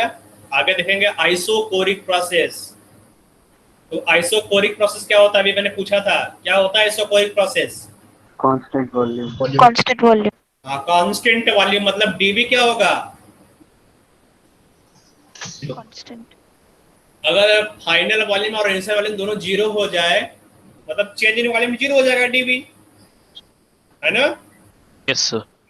तो अगर dV 0 हो जाएगा तो dW is equal to minus P external into dV। तो ये सेकंड टर्म 0, तो dW क्या हो जाएगा, 0। तो फ्री एक्सपेंशन में वर्क डन 0, आइसोकोरिक प्रोसेस में भी वर्क डन 0 हो जाएगा, ठीक है। नोट कर लो इसको भी। थर्ड आते हैं यहाँ पर आइसोबारिक प्रोसेस। तो आइसोबारिक प्रोसेस क्या होता है, constant pressure. Constant pressure pressure is constant, ठीक है। तो प्रेशर कांस्टेंट रहेगा। तो अगर प्रेशर कांस्टेंट है, ठीक है, तो यहाँ पर क्या होगा बेटा, P यहाँ पर पिस्टन बना दिया इस तरह से, ठीक है। ये पिस्टन है तुम्हारा, ये रहा पिस्टन, ये तुम्हारा इसको रोटेट करने वाला, ऊपर नीचे ले जाने वाला, ठीक है। तुमने क्या किया बेटा, यहाँ पर कुछ फोर्स लगाया, एक्सपेंड हुआ गैस, तो पहले यहाँ से यहाँ तक वॉल्यूम जो तुम्हारा था V1 था, अब वॉल्यूम इंक्रीज होकर वॉल्यूम क्या होगा बेटा, टोटल वॉल्यूम V2 हो गया। तो इनिशियल वॉल्यूम V1 था और फाइनल वॉल्यूम V2 हो गया, तो डेल्टा V क्या होगा बेटा, V2 माइनस V1 होगा ना। V2 माइनस V1, हाँ V2 माइनस V1 हो जाएगा डेल्टा V। समझ में आ रहा बेटा डायग्राम सबको? Yes sir. जो गैस है यहाँ पे बेटा अंदर है गैस, ठीक है, ये एक्सपेंड हो रहा है, ऊपर की तरफ बढ़ेगा, एक्सपेंड होगा, तो V1 से वॉल्यूम V2 हो जाएगा, ठीक है। और प्रेशर कांस्टेंट है, जो P एक्सटर्नल है वो कांस्टेंट है, ठीक है, ये कांस्टेंट है, ये चेंज नहीं हो रहा है, कांस्टेंट एक्सटर्नल प्रेशर है। तो यहाँ लिखोगे, ठीक है, dW equal to minus P external into dV, ठीक है। तो अब तुम्हें वॉल्यूम निकालना है तो इसको इंटीग्रेट कर दोगे, इंटीग्रेट करने आता है ना यहाँ पर, तो वॉल्यूम 0 से W चला गया यहाँ पर, यस सर। ठीक है। तो यहाँ पे क्या हो जाएगा, W इक्वल टू माइनस जो कांस्टेंट है वो इंटीग्रेशन से बाहर चला जाता है कि नहीं, तो P एक्सटर्नल बाहर चला जाएगा इंटीग्रेशन से dV, है ना। तो लिमिट क्या लगाओ, इनिशियल वॉल्यूम यहाँ था V1 और फाइनल वॉल्यूम यहाँ पर V2 था, तो क्या हो जाएगा बेटा माइनस P एक्सटर्नल, क्या होगा बेटा यहाँ पर V2 माइनस V1, है ना। तो W क्या होगा बेटा, W equal to minus P external into, ठीक है, सही लिखा हूँ कि नहीं मैं? देखो डेल्टा V यहाँ रख दिया, तो V2 माइनस V1 है क्या, डेल्टा V, ठीक है। नोट कर लो इसको भी। तो अगर आइसोबारिक है तो वहीं पर नॉन जीरो वैल्यू आएगा बेटा, इसके ऊपर जो तुमने लिखा था 0 0 था वो बेटा। आइसोबारिक में आएगा W equal to minus P external into delta V, ठीक है, P external into delta V। आगे हम लोग पढ़ना है, नेक्स्ट प्रोसेस है, देखो यहाँ पे दो प्रोसेस का कॉम्बिनेशन है, आइसोथर्मल रिवर्सिबल एक्सपेंशन, है ना। तो दो प्रोसेस कौन कौन सा हो गया बेटा यहाँ पर, कौन कौन सा प्रोसेस यहाँ पर है? Isothermal reversible. पहला तो आइसोथर्मल है, दूसरा यहाँ पर रिवर्सिबल, दोनों एक साथ हो रहा है, आइसोथर्मल भी है रिवर्सिबल भी है, ठीक है। इसका मतलब जो प्रोसेस है वो इनफाइनिटेसिमली स्लो चलेगा। अगर तुमने यहाँ पर पिस्टन बना दिया इस तरह से, ठीक है, ये तुम्हारा सिलेंडर है ना, ये बीकर नहीं सिलेंडर है, और यहाँ पर तुमने पिस्टन लगा दिया इस तरह से, ठीक है। और यहाँ पर जो वॉल्यूम था, इनिशियल वॉल्यूम यहाँ से लेकर यहाँ तक जो वॉल्यूम था V1 था, मैं रेड कलर से बना दे रहा हूँ, जो फाइनल वॉल्यूम आएगा एक्सपेंड होने के बाद, एक्सपेंशन हो रहा है, तो जो फाइनल वॉल्यूम है यहाँ से यहाँ चला जाएगा, तो क्या हो जाएगा बेटा, वॉल्यूम यहाँ पर हो जाएगा V2। इसके अंदर जो गैस है बेटा, है ना, जो गैस है ये कौन सा गैस है, आइडियल गैस, देखो यहाँ लिखा हुआ एन आइडियल गैस, ठीक है, याद रखो आइडियल गैस है, ठीक है। इसका मतलब यहाँ पर आइडियल गैस इक्वेशन का यूज कर सकते हैं। तो आइडियल गैस इक्वेशन होता है क्या बेटा, PV इक्वल टू nRT, ये होता है ना आइडियल गैस इक्वेशन। तो यहाँ पर हम लोग आइडियल गैस इक्वेशन का यूज कर सकते हैं, ठीक है। तो याद रखो ये रिवर्सिबल है, तो अगर रिवर्सिबल है, रिवर्सिबल प्रोसेस के लिए मैंने क्या बताया था बेटा, जो सिस्टम और सराउंडिंग है वो एक दूसरे के इक्विलिब्रियम में रहेंगे, है ना, इक्विलिब्रियम में रहेगा कि नहीं, सिस्टम और सराउंडिंग दूसरे इक्विलिब्रियम में रहेगा। इसका मतलब जो P एक्सटर्नल है, P external is equal to P क्या बेटा, प्रेशर ऑफ आइडियल गैस, मतलब जो बाहर से प्रेशर लग रहा है, जो P एक्सटर्नल, यहाँ पे मैं कलर चेंज कर दे रहा हूँ, यहाँ पर मैं यहाँ पर कलर ले ले रहा हूँ ग्रीन कलर, ये रहा ग्रीन। तो यहाँ पे जो प्रेशर तुम लगा रहे हो इसके ऊपर, यह है P एक्सटर्नल, और अंदर जो प्रेशर लग रहा है यहाँ पर बेटा वो क्या है P। तो for equilibrium P external is equal to P हो, क्योंकि यहाँ पर जो सिस्टम है वो इक्विलिब्रियम में है, तो P external is equal to P हो जाएगा, ठीक है। लिखोगे यहाँ पर P external is equal to P। यहाँ तो समझ में आया बेटा जो मैंने लिखा कुछ चीजें, पहला तो यहाँ पे हो गया P external is equal to P, दूसरा हो गया आइडियल गैस इक्वेशन, तीसरा हो गया यहाँ पर जो वॉल्यूम है V1 से V2 तक एक्सपेंड होगा। समझ में आ रहा है तीन चीज बेटा, या दोबारा बताऊं? सबको समझ में आ रहा है ये चीजें? मैं फिर से लिख रहा हूं यहाँ पर, number 1 P external is equal to P, ठीक है। नंबर 2 क्या बेटा, इनिशियल वॉल्यूम, जो इनिशियल वॉल्यूम था, initial volume is equal to V1 final volume क्या होगा बेटा? फाइनल वॉल्यूम यहाँ पर है V2, ठीक है। थर्ड जो गैस यहाँ पर है, तुमने आइडियल गैस लिया है, आइडियल गैस के लिए क्या होता है बेटा? आइडियल गैस यूज करोगे PV = nRT, ये यूज करोगे, ठीक है। ये 3 चीजें मैंने बताया यहाँ पर अभी के लिए,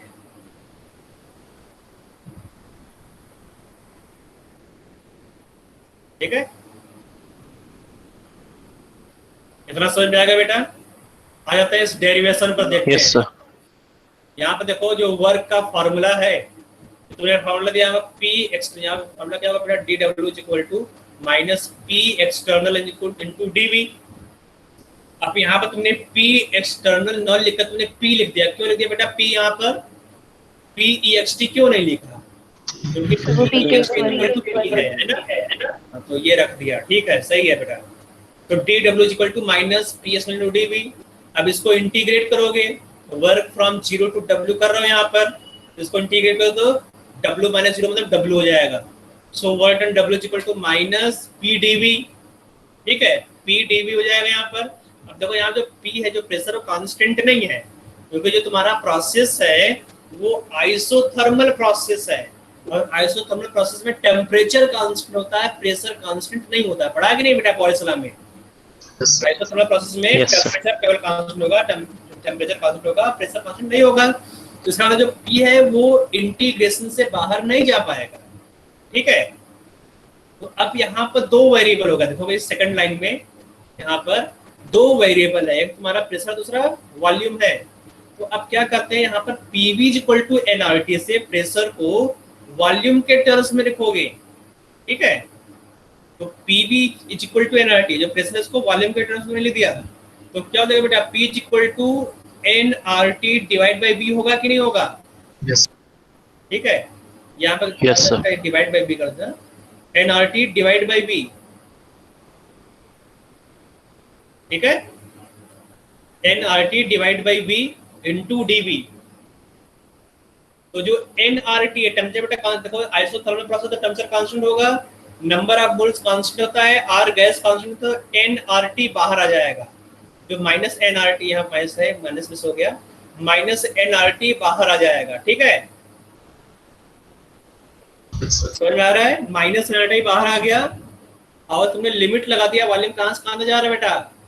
P1 से V2 जा रहा है वॉल्यूम। तो वॉल्यूम यहाँ पर जो चेंज इन वॉल्यूम में क्या हो रहा है? V1 to V2, ठीक है। समझ में आ रहा है बेटा?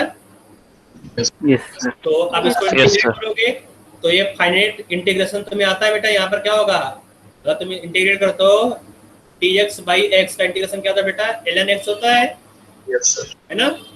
तो तुमने उसको इंटीग्रेट कर दिया, उसको मैंने कर दिया, फॉर्मूला था इंटीग्रेट किया, क्या देगा? W = -nRT ln V2/V1, ठीक है।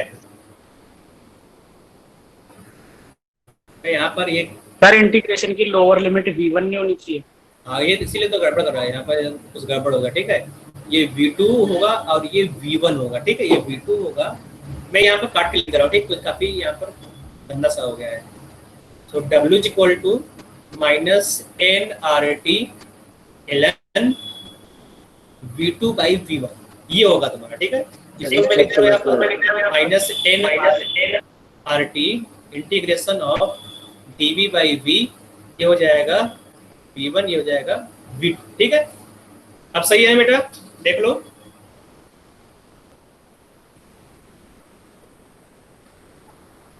सही है ना? सही है ना? W = -nRT ln V2/V1 and again it is equal to -nRT ln P1/P2 because our Boyle's law V1/V2 is equal to P2/P1। ये पढ़ा कि नहीं Boyle's law में? यस सर, है ना? Yes sir. तुमने इस तरह से नहीं पढ़ा, इस तरह से पढ़ा तुमने पढ़ा है ना। P1/V1 is equal to P2/V2। तो बस इसको थोड़ा सा चेंज कर दो, साइड को वॉल्यूम की तरफ ले जाओ, प्रेशर की तरफ ले आओ, P1/P2 is equal to V2/V1। तो V2/V1 तुम क्या कर सकते हो? P1/P2 कर सकते हो यहाँ पर, यस। तो ये तुम्हारा फॉर्मूला आ जाएगा, फाइनल फॉर्मूला, ठीक है। और इस फॉर्मूले का डेरिवेशन एनसीईआरटी में है, तो उसको तुम्हें पढ़ना पड़ेगा। ठीक है बेटा, तो इसको नोट कर लो, थोड़ा सा कुछ बीच में गड़बड़ हो गया तो उसको सही कर लेना, है ना, कुछ टाइपिंग एरर था यहाँ पर, इसको करेक्ट करके नोट कर लो।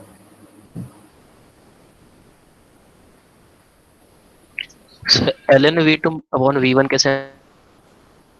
यहाँ पे बेटा इसको इंटीग्रेट करोगे, देखो मैं यहाँ बता दे रहा हूँ, फार्मूला लिख दे रहा हूँ यहाँ पर, ठीक है। अगर तुम्हें इंटीग्रेट करना हो, integration of dx by x, ठीक है, इसका इंटीग्रेशन क्या होता है बेटा, ln x, है ना। अगर यहाँ पे लिमिट लगाओगे v1 और v2 का तो क्या होगा बेटा, ln v2 minus ln v1 होगा कि नहीं होगा। और यहाँ पर log m minus log n का यूज करो, क्या होगा बेटा, ln v2 बाई v1, ठीक है। समझ आ रहा है बेटा फॉर्मूला? तुमने यहाँ पे क्या यूज किया, ln v2 minus ln v1 को तुमने log m by log n का यूज कर लिया, ठीक है, उस फॉर्मेट में लिख लिया। अब समझ में आया बेटा सबको कि यहाँ पर ln v2 बाई v1 कैसे आ गया?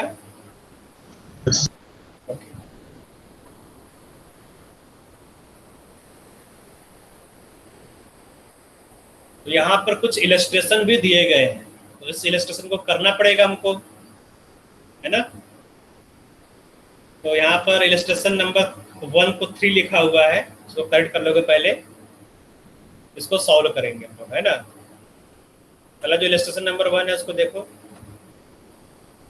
10 gram of helium at 127 degree Celsius temperature is expanded isothermally from 100 atm to 1 atm. Calculate the work done when expansion is carried out in single step, in 3 steps, in intermediate pressure being 60 to 30 atm respectively, third reversibly, ठीक है। तो अब यहाँ पर 3 case दिया गया है, तीनों ही केस में यहाँ पर तुम्हें निकालना है वर्क डन। तो यहाँ पर 3 अलग अलग प्रोसेस है बेटा, है ना, तीनों जो वर्क डन आएगा वो अलग अलग आएगा। तो सबसे पहले तुम क्या काम करोगे कि जो नंबर ऑफ मोल्स वो निकालोगे, जो हीलियम के नंबर ऑफ मोल्स है, ठीक है।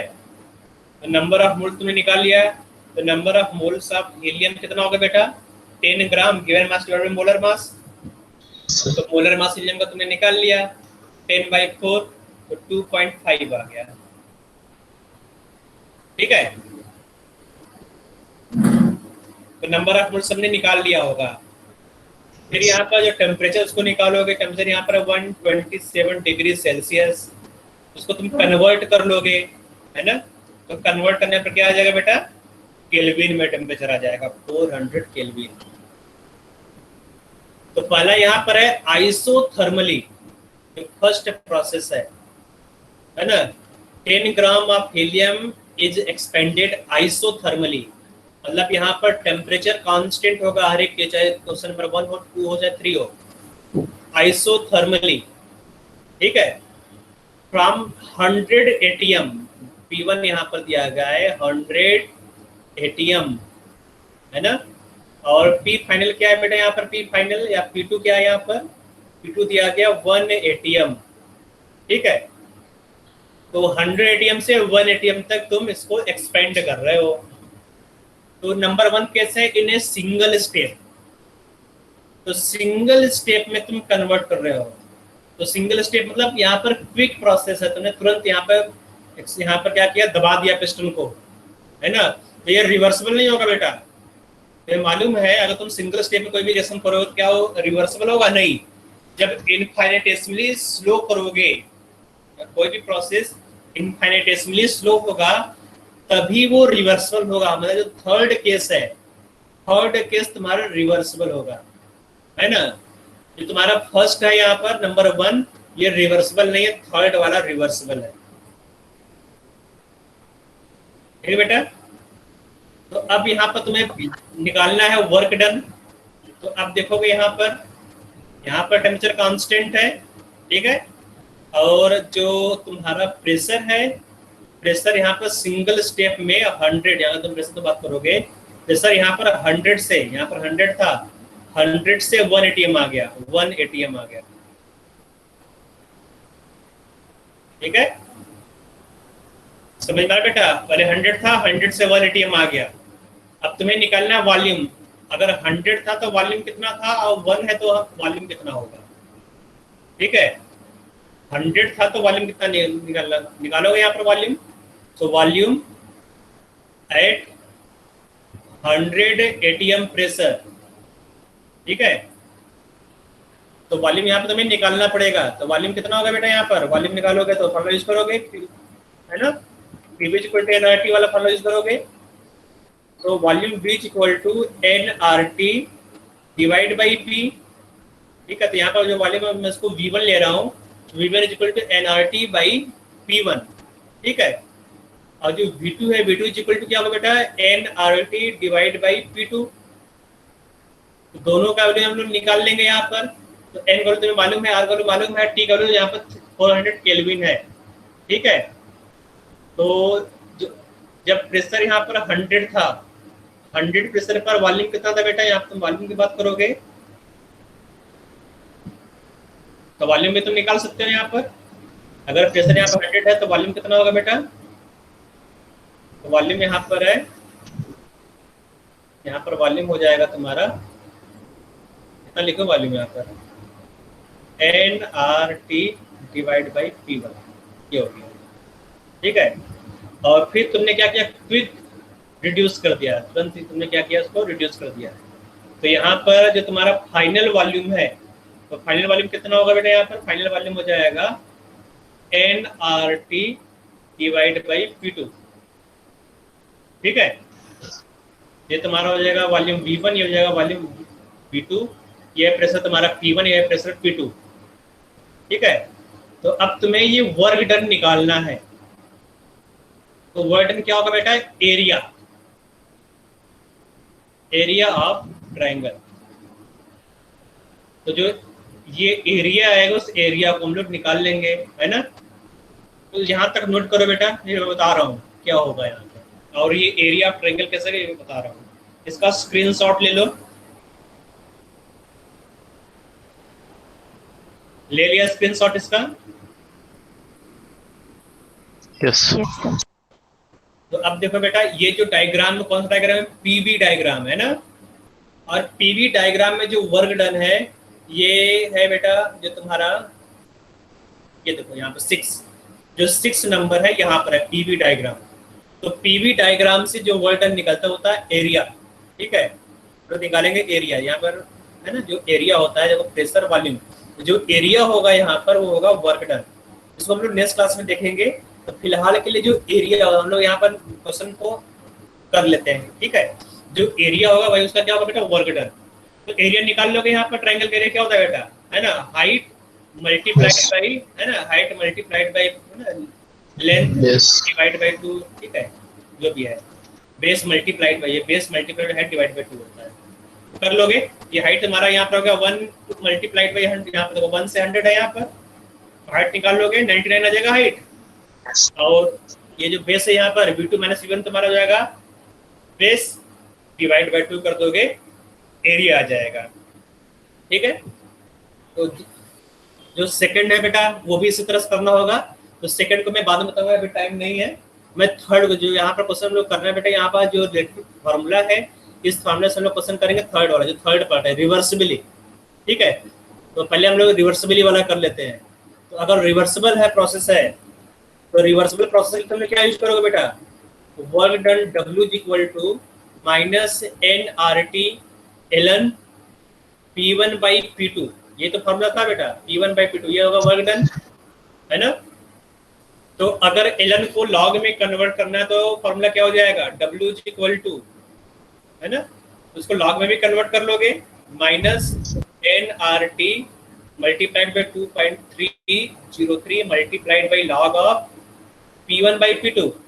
ठीक है, तो W = -n का वैल्यू है 2.5 मल्टीप्लाई बाई R का तुम रखोगे यहाँ पर। अगर जूल में निकालना है तो R का वैल्यू रखोगे 8.31। ठीक है, तो 8.303 into log P1 by P2 कैसा है बेटा। अगर ln को log में कन्वर्ट करना है तो 2.303 से मल्टीप्लाई हो जाता है बेटा, याद रखो। ये मैथ में बताया नहीं गया तुम लोगों को, पीस में या मैथ में नो सर। अगर मान लो बेटा देख लो, लिखा है ln x लिखा है, तो ln x is equal to 2.303 log x। ln क्या होता है बेटा? ln होता है log बेस ex, ये होता है यहाँ पर जो बेस e है। log क्या होता है? log होता है बेटा log बेस 10। अगर बेस 10 है तो उसको तुम बोलोगे log, ठीक है? इतना तो मालूम होगा ना? Yes sir. हाँ, तो चलो यहाँ पर क्वेश्चन को कर लेते हैं। log p1 का वैल्यू यहाँ पर था 100, p2 का वैल्यू है 1, ठीक है, मल्टीप्लाइड बाई 2 पॉइंट, कुछ चीजें छूट गया बीच में बताने चक्कर में। तो ये n का वैल्यू है, यार का वैल्यू t रखोगे यहाँ पर, t है 400 kelvin multiplied by 2.303 multiplied by log of 100 divide by 1, ठीक है। तो अब इसका हम लोग सॉल्व कर लेते हैं। तो सॉल्व में यहाँ पर कर लेना, कैलकुलेटर का यूज कर लेता हूँ मैं यहाँ पर। ये हो जाएगा यहाँ पर -2.5 multiplied by 8.31 multiplied by 400 multiplied by 2.303, ठीक है। log 100 का वैल्यू क्या होता है बेटा? log 100 का वैल्यू 2 होता है ना, log 100 2 होगा ना। तो उसको रख दो, तो आंसर आ जाएगा। ये आंसर आएगा जूल में, तो इसको किलो जूल में कन्वर्ट करना है तो कितना जगह बेटा? -38.275 किलो जूल। ये किलो जूल में आ जाएगा। जूल से किलो जूल में कन्वर्ट कर लोगे ना, जूल से मैंने किलो जूल में इसको कन्वर्ट कर लिया, ठीक है। इसका सॉल्यूशन देख लेते हैं। पहले इसका स्क्रीनशॉट ले लो तुम लोग। ये थर्ड पार्ट है, ठीक है। एटीएम में आएगा क्या बेटा? एटीएम डायग्राम नहीं, यहाँ पर देखो 8.31 लिया है, क्या होता है बेटा? जूल पर केल्विन पर मोल, है ना।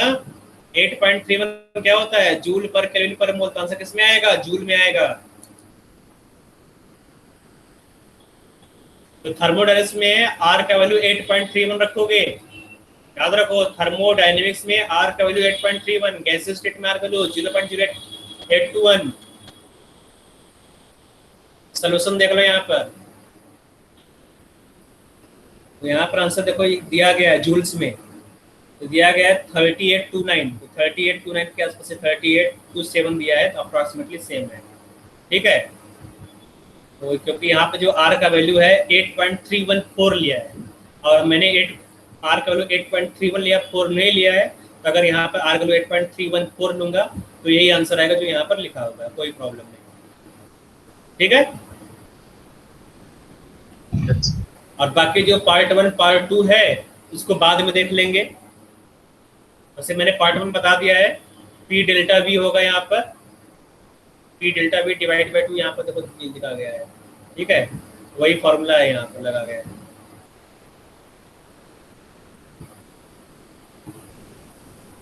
ठीक है बेटा। तो एक्सरसाइज 2 और 3, एक्सरसाइज 2 देख लो यहाँ पर। Calculate the final volume of 1 mole of ideal gas initially at 0 degree Celsius and 1 atmospheric pressure if it absorbs 100 calories। एक मिनट बेटा, इसको नहीं करना है, ये फर्स्ट लॉ का क्वेश्चन है।